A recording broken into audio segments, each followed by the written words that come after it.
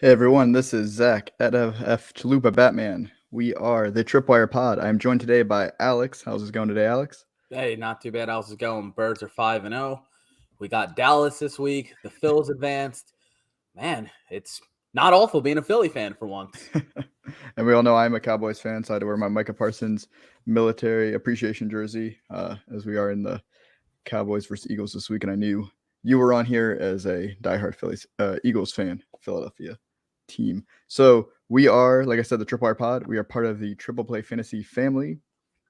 We're also part of the Fantasy Points Media Group, and we are here for the waiver wire. That is what we do. We are not the main show. The main show is on Tuesday nights.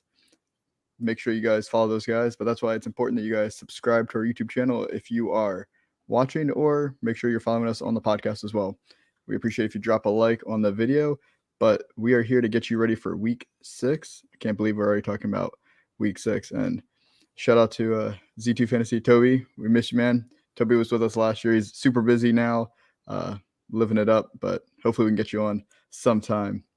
Thanks for tuning in. So, not gonna lie, it's gonna get ugly real quick. So, bye weeks already starting week 6. We have the Detroit Lions, Houston Texans, Las Vegas Raiders, Tennessee Titans. Not too bad. You got a few stud players in there. Not too bad, but just get your head around it already for week 7.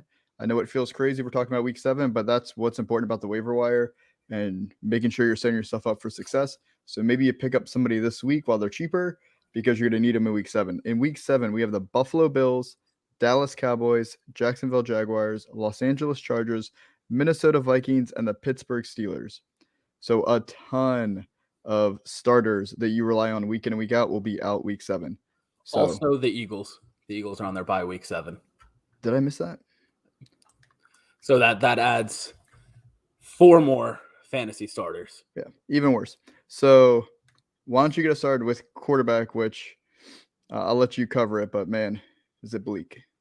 It is, but there is only one quarterback who's actually worth spending any legitimate fab on, and that is Geno Smith.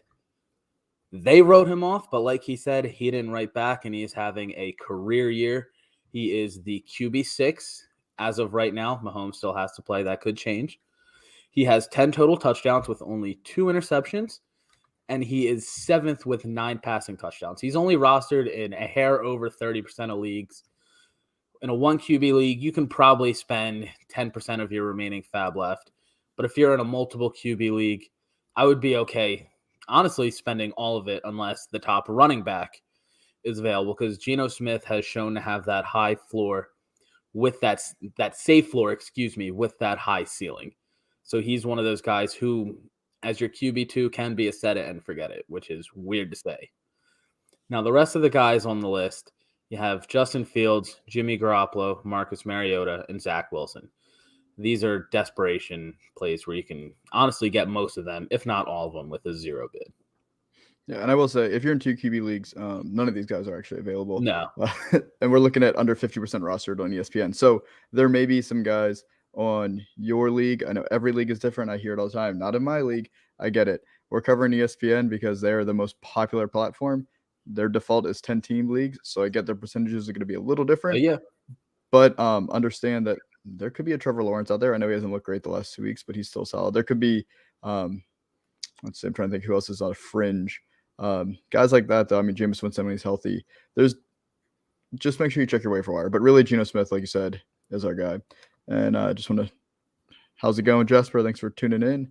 And hopefully we can help you out this week. So much more exciting is the running backs. Lucky for me. So again, I hear they're not in my league. It's been all over Twitter today. But Kenneth Walker is the number 1 pickup, 47.7% rostered. Number 2, Ito Benjamin, 6.8% rostered. Number 3, Rashad White, 23.9% rostered. Number 4, Alexander Madison, 43% rostered. And number 5, Isaiah Pacheco, who is about to play tonight. We're recording right before Monday Night Football at 17.9% rostered. So I wanted to talk Kenneth Walker III first. He's obviously number 1. You are spending 100% of your fab, whatever you have left. I don't care what it is. The reason for that is because there's nobody that's going to be better from our running back position left on the waiver wire at any point this Mhm. offseason. It doesn't matter. Look at any backup that is out there. They will not that is currently available. Obviously, there's plenty of other backups, but that is currently available. So not Tony Pollard, not who else is Kareem Hunt. AJ Dillon. They're not going to be available. So of the guys that are available left, it's just Kenneth Walker. Is he a perfect player? Absolutely not. He has his flaws. Seattle has its flaws, especially in the run game, but he's the only man left in that team. Travis Homer isn't taking his job. So it doesn't really I can share 10, 20 stats for you about Kenneth Walker. It doesn't matter. Just bid it all. If you get him, great. If you don't, that's why we're talking about some other guys. So I did want to highlight one more. That was Eno Benjamin. So again, I wouldn't go crazy on Eno. Maybe 10%. It really just depends on when you have to submit your waiver wire bids in. We're talking Monday night. We have no idea the severity of the injuries for James Conner or even for Damian Williams yet. So if one of them plays, Eno Benjamin, far less valuable. If both of them are out, Eno Benjamin's now a starter. And this is a stat is per Rich Rebar. Highest percentage of touches to come in the red zone, minimum 40 touches. Eno Benjamin, number 2 at 21.4%. So even before these injuries, they've been using him in the red zone. And he's also looked solid on the field. Now, the Cardinals are a dysfunctional offense, and we have no idea if Eno can handle a heavy workload, so you don't want to go crazy. But he is somebody that you could slide in that flex, or if you're dealing with these bye weeks that are coming up. The rest of the guys I named, so Rashad White, Madison, and Pacheco, I'm not spending more than 5% fab. They're just not worth that much to me. Moving on to wide receivers. So number 1 is George Pickens. I did cheat by 0.8%. He is 50.8% rostered, but I wanted to get his name out there just in case he's still available in your league, since he's available in half of ESPN leagues. Number 2, Devin Duvernay, 24.9% rostered. Number 3, Alex Pierce, 8.6% rostered. Number 4, Isaiah McKenzie, 26.1% rostered. And number 5, Khalil Shakir at 0.8% rostered. So we're not talking George Pickens because I covered him last week. So if you really want to know about him, check out next week or last week's episode. But it's still much the same. He looked great again in a terrible game for the Steelers. So if he's still on your waiver wire, pick him up and splash out some cash, maybe 20, 25%. But really, I wanted to focus on Devin Duvernay. So he's currently the wide receiver 22, which is crazy. This is before Monday Night Football. And per PFF, he is the second highest rated Ravens on offense with a 77.8 grade, which is also the 14th out of 112 eligible wide receivers. And he just came off a 72% snap count in week 5. So he's playing really well. And we don't know when Rashad Bateman is coming back. So they said it was a mid-foot injury. To me, I say Liz Frank. They say it's not Liz Frank. Who knows? So Bateman could be back next week, but we don't know yet. So go get Duvernay on your squad. You might be able to sneak him in. All right. So we have Alec Pierce, is the last one I want to talk about. So per Adam Leviton, he had a 20.1% targets on routes run this season, while Pittman is at 19.8%. So he's being targeted on more routes that he runs comparatively to Pittman so far. Very close, but the fact that they're that close is very promising for Pierce. In the last 3 weeks, because he started off real slow his first 2 weeks as a rookie, 15 receptions from 20 targets for 222 yards, and that's a 14.8% yards per reception. And if you don't remember him coming out of college, he is very athletic and very fast. There's really only one other wide receiver on that team, and that is Michael Pittman. So, as terrible as Matt Ryan has looked, he's still throwing the ball a lot.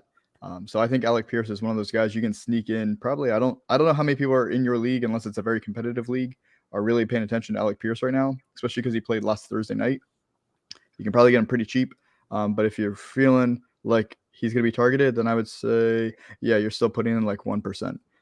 It's okay if you don't end up getting him, but sneak him onto your bench. And then I wanted you to wrap up with tight ends, Alex, which I know are very exciting, as we always talk about every week. Yeah, so it is pretty ugly, per usual. I'm only going to highlight 3 guys. You have Taysom Hill, who on ESPN is rostered in only 11.8% of leagues, but that is going to absolutely skyrocket after this performance over the weekend. Hayden Hurst, who's rostered in 25.3% of leagues, and Big Bob Robert Tanyan, who's rostered in 27.6% of leagues. So I'm going to highlight Taysom Hill, as we all are this week. As we know, he's the tight end 3 on the year, despite only having 1 catch on the season. But Dennis Allen is still using him similarly to how Sean Payton did. The Swiss Army knife. He's been on the field a lot, especially after Jameis Winston's went down. He's been seeing a lot of action in the running game the last few weeks. This might be one of the times where it'll, similar to last year, you'll be able to play him in the tight end spot for just a couple of weeks before the Saints like, hey, we're going to move him to quarterback, or we're going to move him to running back, or we're going to move him to wherever the hell we feel like putting him, just not tight end. So this is a guy where if you don't get Kenneth Walker or Geno Smith, I'd be willing to spend the money on Taysom Hill just for the fact he can win you a week or two the next couple of weeks. Yeah, and I think it's important to point out that is he going to have 3-4 touchdowns again? Probably not, but he's getting looks in the red zone consistently. So when you're talking about your tight end, which yes, Taysom Hill's technically labeled as a tight end. That's it. Yeah, you're literally just touchdown desperate. Whoever gets a touchdown is going to win you your week for you that week at your tight end position, and who has a better chance at a touchdown outside those top 5 or 6 tight ends than someone like Taysom Hill, who you can get off your waiver wire. And like I said, you can't expect the last week every week. No, not at all. But I mean, it wouldn't shock me to see him score a touchdown every 2 to 3 weeks. It wouldn't shock me. Yeah, and he's in a spot right now where he's going to put up non-zeros, which is what you need. Speaking of that, another guy who's been doing that this season is Hayden Hurst. In 3 of the 5 games, he's seen at least 7 targets. And in those 3 contests, he's had at least 5 catches in all 3 of them. T. Higgins is dealing with an ankle injury. He was on a pitch count this past week. I think he played, 7 snaps? 10 snaps, yeah. 10 snaps. Very little. So Hurst is going to be on the field, especially with Higgins nursing that ankle injury. He's going to, same thing, see the 4 to 6 targets. You're really just hoping he gets 3 grabs for 40 yards and a touchdown. That'll put him right around, that'll put him at 12, 13 full PPR points, which is what you desperately need from the tight end position. Absolutely. And I do see we have a few people watching live right now, which is great. If you're not watching live, that's okay. We come out early, so that way you are good to go for Tuesdays before your waiver. But if you have any questions, feel free to post those questions, preferably on YouTube or Facebook, because Twitter still hasn't gotten their stuff together when it comes to reaching out to us. So I wanted to play a little game with you, Alex, as we do I forgot DST stream of the week because it is ugly. All right, so are you ready for this? I have a twofer for you. We have the LA Rams at 47.4% rostered versus the Carolina Panthers. Or if they're taken, we're going to go the reverse, the Carolina Panthers at 8.4% rostered at the LA Rams. Both offenses are struggling hard, and both defenses are actually quite good. So I know the Panthers just fired their defensive coordinator, but they actually have a pretty talented defense. That offense has just been putting them in bad positions, and the Rams cannot stop any kind of pass rush. That's why I'm wearing my Micah Parsons jersey right now. So that would be my recommendation at Stream of the Week. Yeah, no objections at all here. Perfect. So now onto the game. We just talked to you about a bunch of different players to pick up. Well, that means you need to make room on your roster. So here are guys that are rostered in over 50% of ESPN leagues, and I want to ask you if they are droppable or not. And this is probably our spiciest week yet, so it should be fun. All right, so this is in order of most rostered to least rostered. Tight end Kyle Pitts, 96% rostered. Still can't drop him. Yeah, no, just bench him. Don't drop him. Quarterback Russell Wilson, 91%. I'm dropping Russ. Yeah, go pick up Geno Smith. Running back Cam Akers, 86%. I feel like he still got the majority of the volume this past week. I wouldn't drop him, but I would bench him. If you need the space and he's your worst running back right now, I would drop him, but preferably to bench him, see if his value bounces back. Worst case, trade him in the future. Tight end Dalton Schultz, 83%. I'm holding him still. I'm dropping Schultz. That's coming from a Cowboys Really? fan. I mean, he has not looked good. He is not healthy. He got hurt again. Until Dak is back and until I see Schultz be healthy, I don't want him clogging my roster. I No one's didn't picking him realize up. Schultz got hurt again. I would drop him. Yeah, he banged up his knee again. I don't know if he came out of the game for a little bit. I'm not sure if he ended up coming back in, but he definitely banged up the same knee he already had injured. Oh, then yeah, I drop him. Yep. Quarterback Matthew Stafford, 81%. Same thing. I'm dropping him. Yep. Running back Chase Edmonds, 80%. Sorry, Joe Pepe. Probably getting the drop as well. Absolutely. Wide receiver Allen Robinson, 75%. You should have been dropped. Yep, gone. Wide receiver Darnell Mooney, 70%. It looked like Fields was throwing a little more over the weekend, so I'd still hold him. That's such a low bar though right now. I would try to hold Mooney if you can, but he's getting really close to droppable. No, yeah, he's in that range. Wide receiver Chase Claypool, 68%. Yeah, I'm dropping him. Absolutely. And the last one, tight end Dawson Knox, 68%. I mean, Mars saw some volume with this past week. If you need the roster spot, I'd drop him, but I'd be okay giving him one more week. Yeah, it's just with his injuries and so many weapons. Yeah, they do. Dropping Knox. You can always pick him up later. But yeah, so that's everybody. So thanks for tuning in, guys. We try to keep it quick for you, get you ready for Monday Night Football. Make sure you guys are tuning in every week. Probably going to be about 7:30 p.m. every Monday night.